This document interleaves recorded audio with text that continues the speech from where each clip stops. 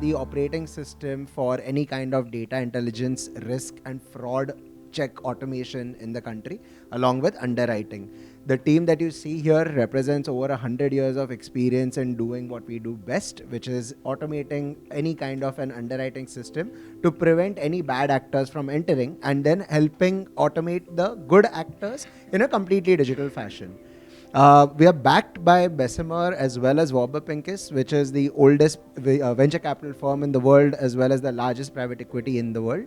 We are blessed with the advisory board that you see, which includes former deputy governors such Mr. Gandhi from RBI, or even the chairman of the largest credit bureau in the country, which is Mr. Nair.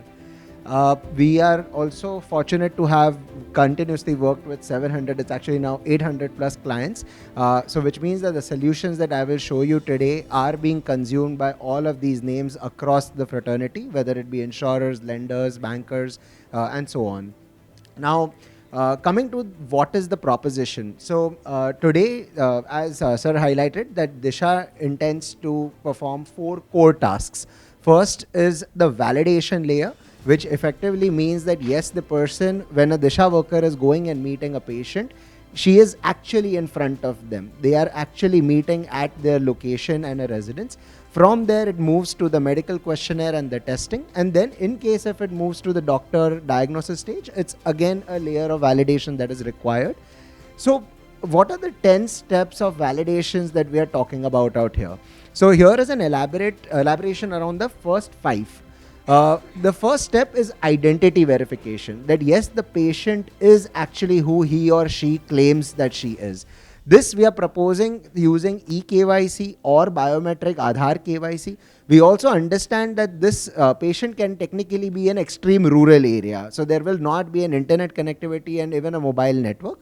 So which is where Perfios will be powering a OCR solution that auto detects an Aadhaar card, reads the data in order to be able to fill it and stores it. The second layer is capturing a live photo of the patient. Now, what is so unique about this solution? It just invokes the camera and it captures the photo. However, it does not allow you to capture a photo of another photo or photo through a video, which means that it is only possible to do this if you're truly in front of that patient and not otherwise. The third step is also when you're capturing this live photograph, you're capturing the location of where this photograph was taken. This is in order to address the fact that yes, the patient and the ASHA worker are meeting at the said address or vicinity where they claim to have had met. The fourth check, and along with this lat-long capture, we are also performing a face match. You have the photograph that comes in from Aadhaar, which is then being compared with the photograph that was taken live. So this is an identity triangulation that we are performing, along with matching the name that the ASHA worker has declared belongs to the patient with what their identity says. In terms of just showcasing how this proposed journey would look like. First is a capturing of Aadhaar. This is a standard journey through eKYC where you enter the Aadhaar number and an OTP, and that's the data that you get. You get the face of the individual, the name, date of birth, address, etc. This is directly fetched from the UIDAI website, which is the most kosher database for identity in India today. For any reason whatsoever, if in case there is no network or otherwise, we have then the ability to be able to simply capture the Aadhaar card and read the data. Then comes is the liveness, where the photograph is captured, and then comes the actual checks, where the photo from Aadhaar is matched with the photograph that was taken live. You are confirming identity, you are confirming that yes, this individual actually met the ASHA worker, and that yes, the location has been verified. This is then followed by the questionnaire where basically the data is then captured in an integral manner. And because of this process, the data sanctity gets ratified that yes, this data is actually genuine.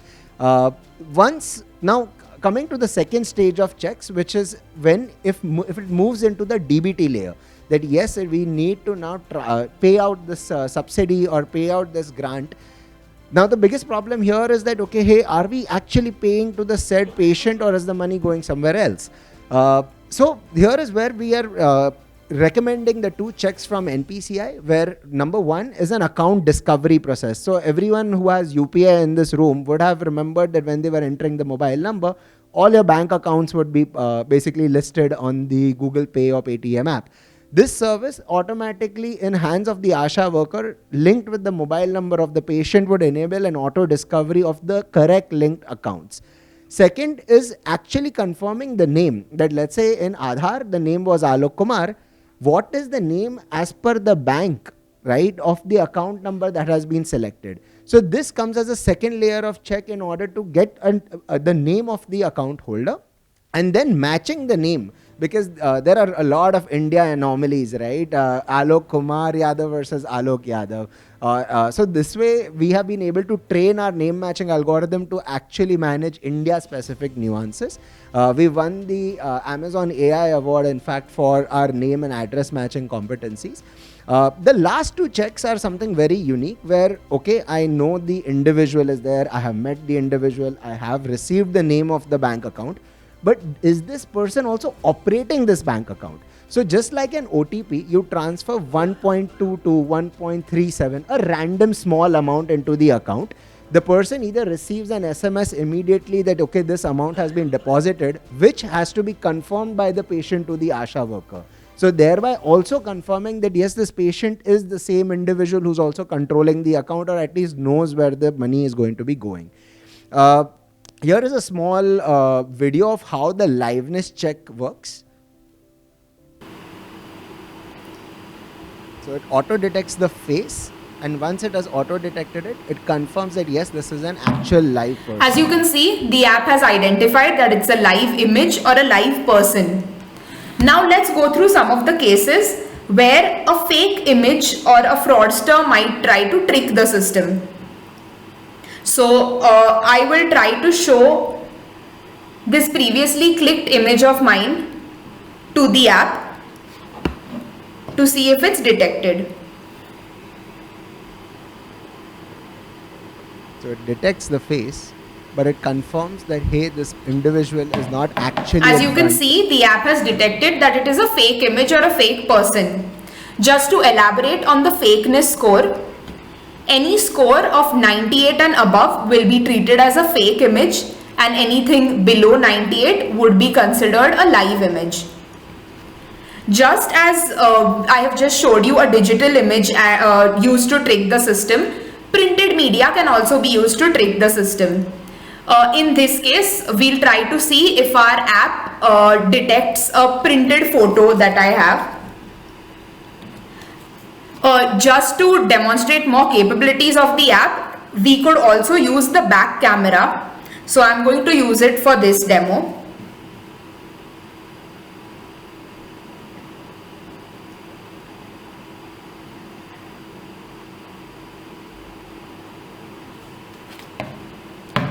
As you can see, the printed image has also been identified as a fake image by the app. So let's consider the first case wherein. So what I wanted to conclude is that all the solutions that we will be showcasing or powering are available as APIs or micro SDKs. What that means is that it can be integrated in any workflow at any step of the time. Second is that we are also only recommending solutions that can be free of any kind of, let's say, network induced nuances. So we have the ability to be able to perform all of these set checks at the backend once the ASHA worker actually comes under network or has internet access as well. So that there is no that, okay, hey, this will only work for partial population. This has a complete, I would say, applicability to 100% of the population.